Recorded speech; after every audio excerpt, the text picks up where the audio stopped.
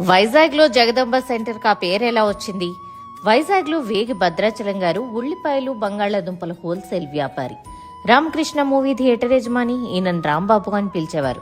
ఒకసారి చెన్నైకి వెళ్ళినప్పుడు అక్కడ సఫైర్ థియేటర్ చూసి వైజాగ్లో కూడా అలాంటిదే కట్టాలని అనుకున్నారు. కెఎన్ శ్రీనివాసన్ని ఆర్కిటెక్ట్గా నియమించారు. 1970 నాటికి థియేటర్ నిర్మాణం పూర్తయింది. రాంబాబు గారి అమ్మగారి పేరు జగదంబ. ఈమె పేరు థియేటర్కి పెట్టారు.